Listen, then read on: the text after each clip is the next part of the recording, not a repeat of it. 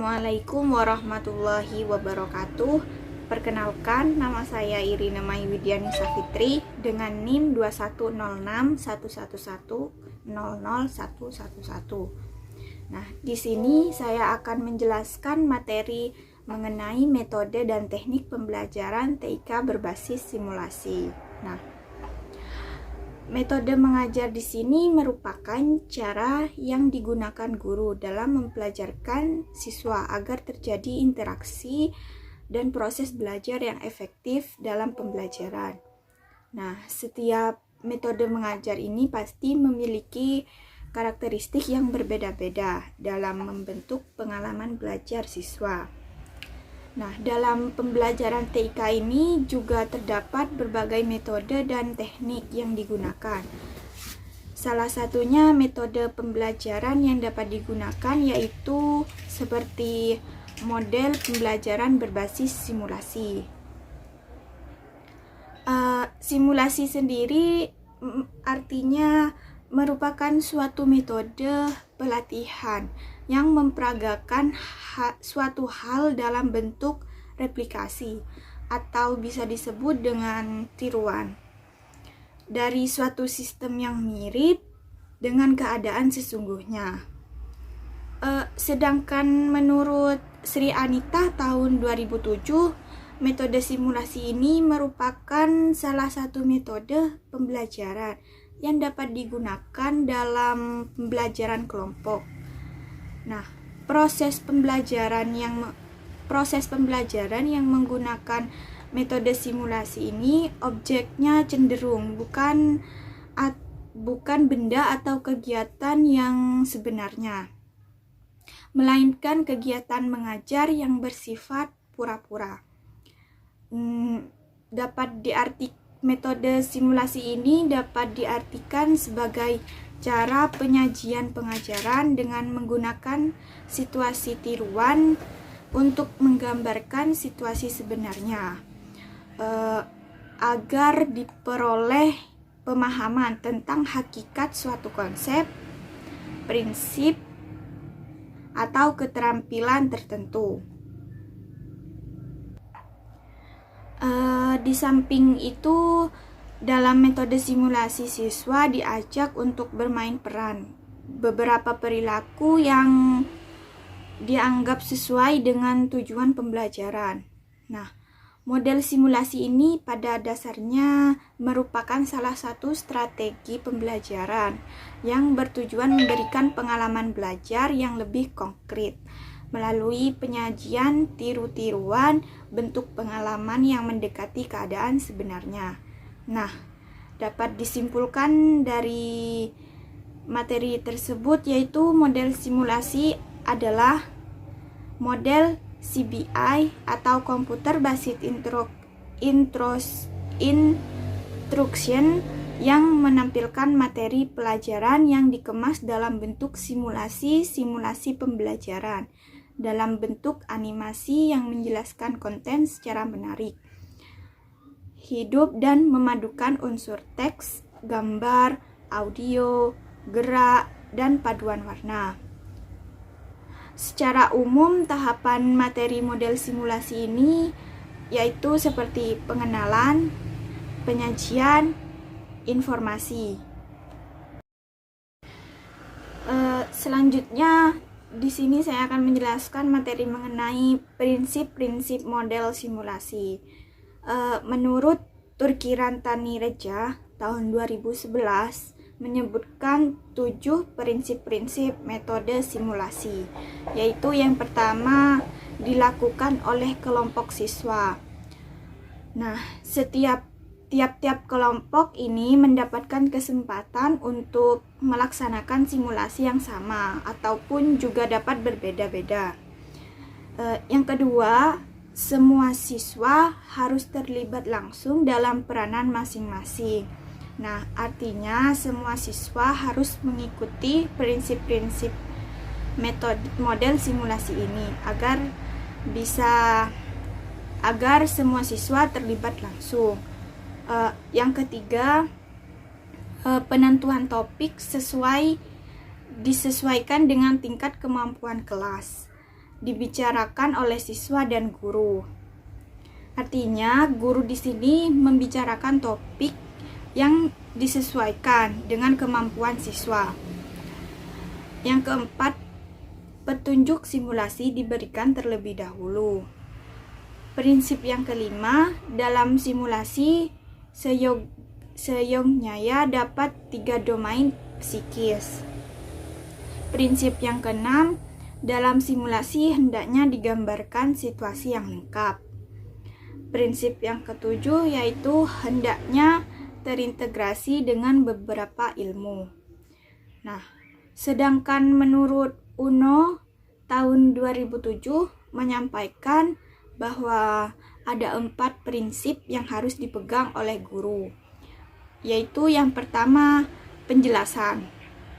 Nah, untuk penjelasan ini melakukan simulasi harus benar-benar dapat dipahami oleh seluruh siswa.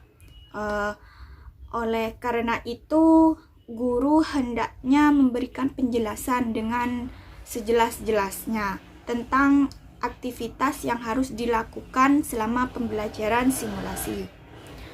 Yang kedua, prinsip yang kedua yaitu mengawasi atau referring. Simulasi ini dirancang untuk tujuan tertentu dengan aturan dan prosedur tertentu. Oleh karena itu, guru harus mengawasi proses simulasi sehingga berjalan dengan sebagaimana harusnya atau berjalan dengan lancar.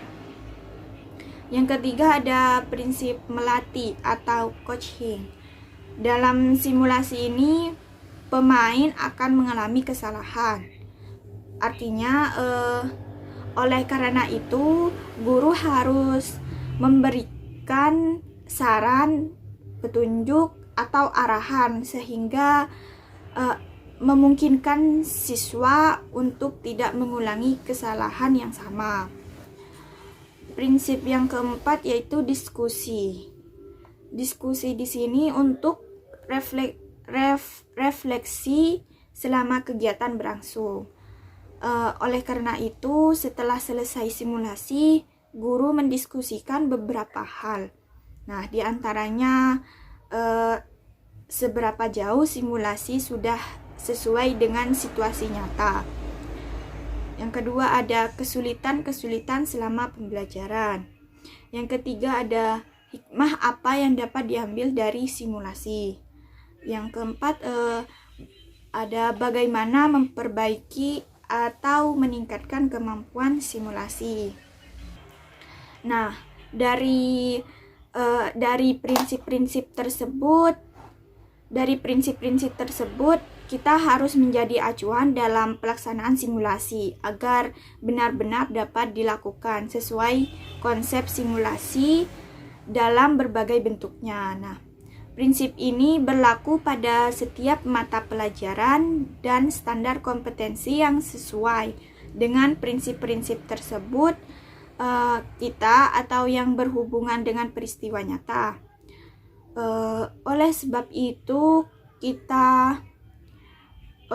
itu untuk memilih materi atau topik mana yang digunakan dengan metode simulasi ini sangat bergantung pada karakteristik dan prinsip-prinsip simulasi dihubungkan dengan karakteristik seperti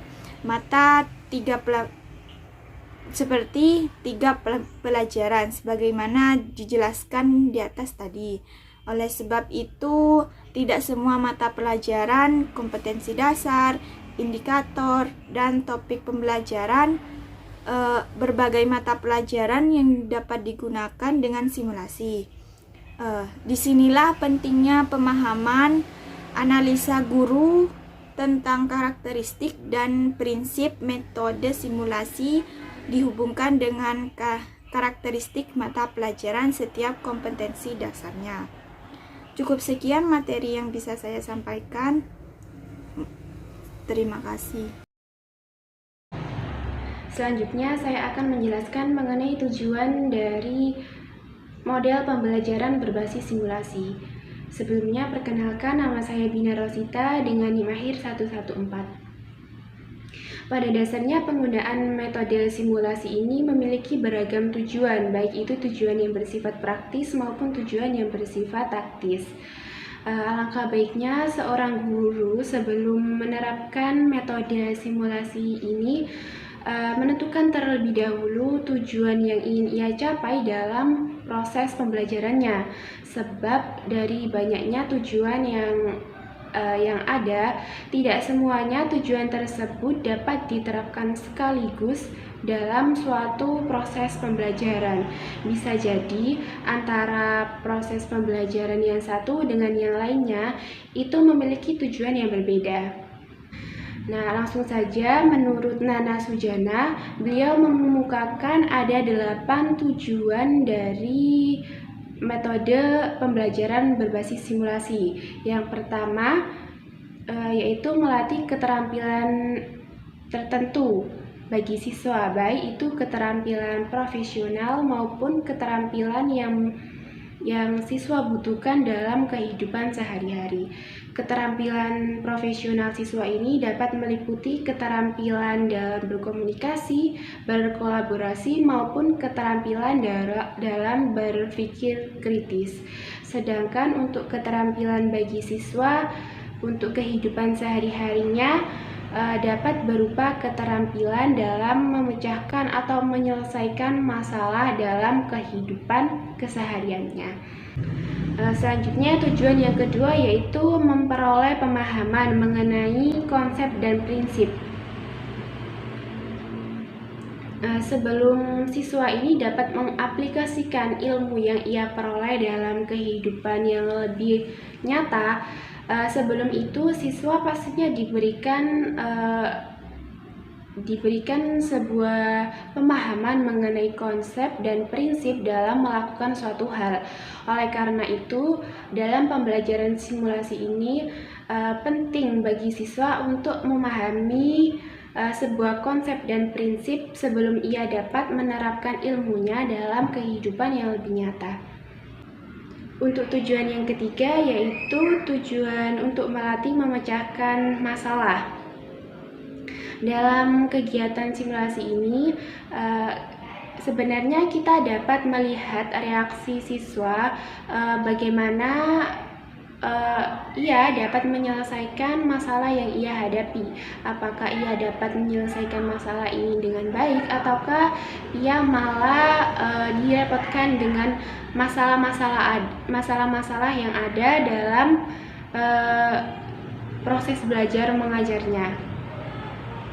Untuk yang keempat yaitu tujuan meningkatkan keaktifan belajar siswa.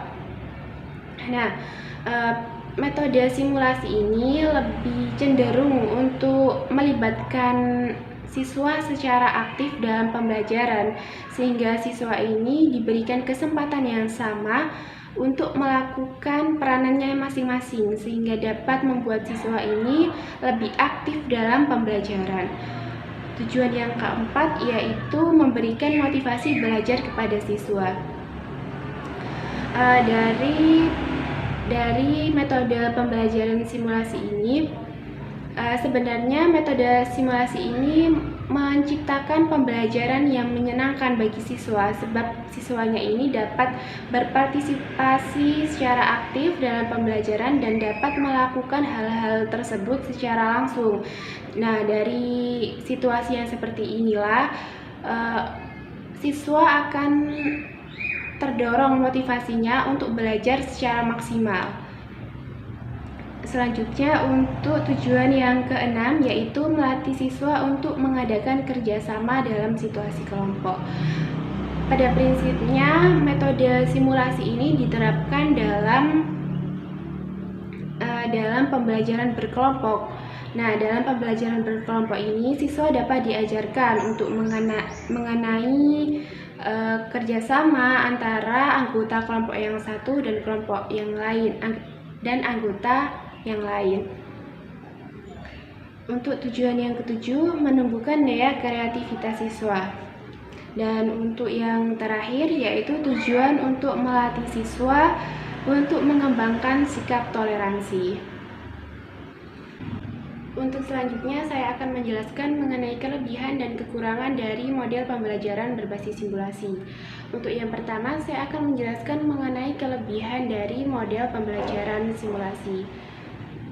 Model simulasi ini memiliki kelebihan yang mana simulasi dapat dijadikan sebagai bekal bagi siswa untuk menghadapi situasi yang lebih konkret dalam kehidupan keseharian dari siswa. Yang kedua, simulasi ini dapat mengembangkan daya kreativitas siswa karena melalui simulasi siswa diberikan kesempatan untuk memainkan peranannya sesuai dengan topik yang disimulasikan. Untuk kelebihan yang ketiga, yaitu simulasi dapat memupuk keberanian dan rasa percaya diri pada pribadi siswa. Dan untuk kelebihan yang keempat, simulasi dapat meningkatkan semangat dan motivasi siswa dalam proses pembelajaran. Selanjutnya, kekurangan dari model pembelajaran simulasi ini yaitu pengalaman yang diperoleh melalui pembelajaran simulasi ini cenderung tidak selalu tepat dan sesuai dengan kenyataan yang ada di lapangan. Selanjutnya, pengelolaan yang kurang baik dalam metode simulasi dapat menjadikan siswa ini tidak serius dalam pembelajaran. Mereka cenderung menjadikan simulasi ini sebagai alat hiburan, sehingga tujuan dari pembelajaran menjadi kurang maksimal dan akan terabaikan. Dan untuk kekurangan yang terakhir yaitu dari faktor psikologis seperti rasa malu ataupun tidak percaya diri dan merasa takut.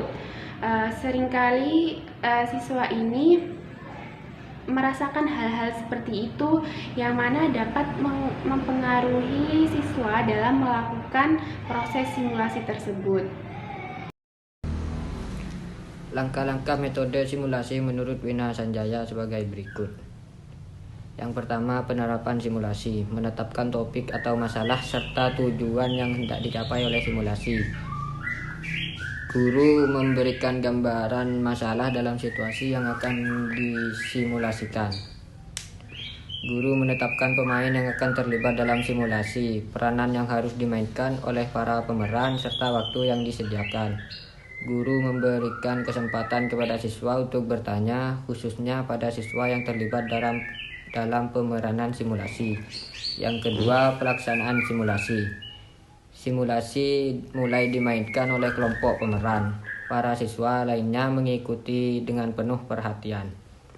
Guru hendaknya memberikan bantuan kepada pemeran yang mendapat kesulitan. Simulasi hendaknya dihentikan pada saat puncak. Hal ini dimaksudkan untuk mendorong siswa berpikir dalam menyelesaikan masalah yang sedang disimulasikan. Yang ketiga, penutup. Melakukan diskusi baik tentang jalannya simulasi maupun materi cerita yang disimulasikan.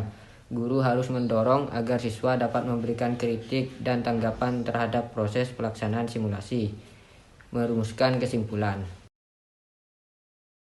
Wabarakatuh. Perkenalkan, nama saya Tika Musyarofa dengan nomor NIM akhir 127.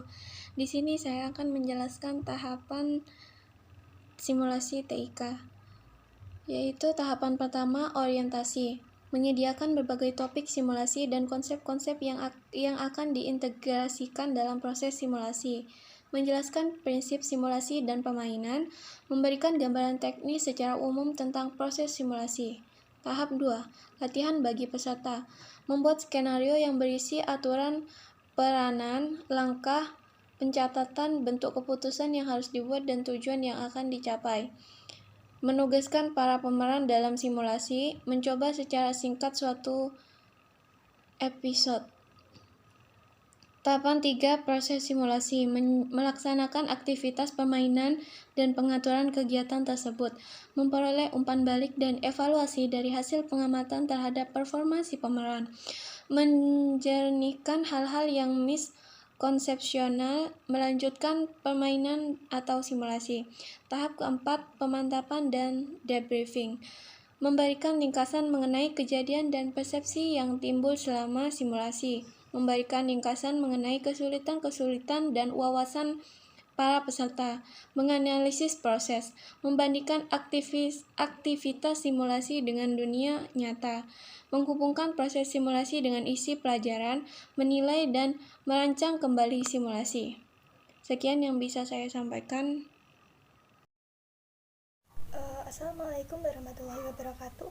Sebelumnya izinkan saya memperkenalkan diri. Nama saya Dwi Putri Lestari dengan NIM akhir 142. Di sini saya akan menyampaikan sedikit materi terkait dengan contoh media pembelajaran TIK berbasis simulasi. Sebelumnya, apa sih media pembelajaran? Jadi, secara etimologis, media pembelajaran berasal dari dua kata, yaitu media yang berarti perantara atau pengantar pesan dari sumber pesan kepada penerima pesan, atau bisa juga dengan perantara penyampaian materi dari guru kepada siswa. Dan kata yang kedua yaitu pembelajaran, yang artinya interaksi antara peserta didik dengan peserta didik dengan guru, ataupun peserta didik dengan sumber belajar. Jadi sumber belajar itu bukan hanya guru, akan tetapi ada banyak sekali sumber belajar yang dapat digunakan, contohnya seperti internet ataupun dari orang lain. Dan secara umum, media pembelajaran ini adalah alat bantu proses belajar mengajar yang dapat digunakan untuk merangsang pikiran, perhatian, perasaan, dan juga kemampuan peserta didik sehingga terjadi pembelajaran yang efektif. Sedangkan menurut Briggs pada tahun 1977, media pembelajaran adalah sarana fisik untuk menyampaikan isi materi atau pembelajaran, baik itu audio visual ataupun audio dan visual. Nah, contoh media pembelajaran TIK berbasis simulasi yang dapat digunakan adalah media audio. Jadi media ini tuh mengandung pesan bentuk auditif atau pita suara, baik itu verbal yaitu kata-kata ataupun bahasa lisan maupun nonverbal yang dapat merangsang pikiran dan juga perasaan pendengar sehingga terjadi proses belajar. Penggunaan media ini contohnya adalah ketika guru berhalangan hadir masuk ke dalam kelas, ataupun saat guru berada di dalam kelas akan tetapi ingin mengadakan variasi mengajar. Kemudian guru ini mendengarkan rekaman suara ataupun audio kepada para siswa. Adanya media ini para siswa akan lebih aktif dan juga memiliki daya imajinasi yang abstrak. Akan tetapi, media ini tidak dapat melakukan diskusi karena hanya satu arah dari media audio ini kepada para siswa. Akan tetapi, diskusi bisa dilakukan dengan siswa bertanya kepada guru. Kemudian ada media elektronik. Media elektronik ini ada banyak sekali contohnya seperti slide dan film strip, yaitu gambar yang diproyeksikan dan dapat dilihat. Di sini guru menampilkan gambar-gambar seperti saat guru ingin mengenalkan beberapa menu yang ada di Microsoft Word kepada para siswa. Jika digunakan dengan media audio akan kurang dapat dipahami, maka guru dapat menggunakan media ini sebagai media pembelajarannya. Jadi guru bisa menayangkan, gambar ini loh tempat untuk memperbesar tulisan saat akan membuat dokumen di Word. Gambar ini merupakan tempat untuk kita mengatur margin ataupun tempat untuk mengatur besarnya halaman kertas yang akan digunakan ketika membuat dokumen. Kemudian ada film. Penayangan film ini itu dapat memancing inspirasi baru dan juga menarik perhatian, dan dengan penayangan film siswa ini akan melihat secara langsung langkah-langkahnya. Contohnya ketika ingin menerangkan bagaimana sih langkah membuat dokumen di Word, jadi bisa menayangkan film. Contohnya ketika kita akan membuat dokumen, kita rekam, kemudian kita tayangkan kepada para siswa sehingga akan lebih mudah dipahami oleh para siswa. Kemudian ada televisi. Sama seperti film, televisi ini merupakan media yang lebih mudah diterima oleh siswa penyampaian materinya. Akan tetapi televisi ini tidak dapat digunakan secara terus-menerus karena bukan guru yang mengatur siaran yang akan ditayangkan di televisi, akan tetapi pusat yang telah mengaturnya, sehingga guru dapat menggunakan media ini ketika memang siaran yang ditayangkan di televisi itu sama dengan pembelajaran yang akan diajarkan. Kemudian ada radio. Radio ini sama dengan televisi, akan tetapi hanya berbentuk suara, sama seperti media audio, tidak ada gambar yang ditayangkan. Radio ini sama seperti televisi karena guru tidak bisa mengatur siaran yang akan ditayangkan. Jadi ketika ingin menggunakan media ini ya sama dengan menggunakan media televisi. Jadi harus menunggu memang siaran itu sesuai dengan apa yang akan diajarkan. Kemudian ada komputer. Jenis media ini itu dapat menyimpan dan memanipulasi informasi. Adanya jaringan di komputer berupa internet dan web telah membuka akses bagi setiap orang untuk memperoleh informasi dan juga pengetahuan yang aktual. Seperti dengan komputer ini, guru bisa mencari beberapa video di YouTube, kemudian menayangkan kepada para siswa, ataupun guru bisa mencari video tentang bagaimana cara menggunakan Zoom Meeting, bagaimana cara menggunakan Google Classroom, bagaimana cara menggunakan Google Meet, kemudian ditayangkan kepada para siswa sehingga akan lebih mudah dipahami. Dan jika ditayangkan menggunakan handphone kan gambarnya sangat mini, akan tetapi jika ditayangkan di komputer gambarnya akan lebih besar. Perkenalkan, nama saya Suwaibatul Aslamiyah dengan NIM akhir 132.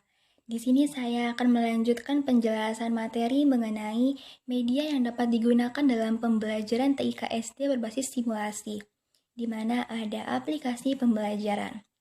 Aplikasi sendiri merupakan perangkat lunak yang menggabungkan beberapa fitur tertentu dengan cara yang dapat diakses oleh para penggunanya.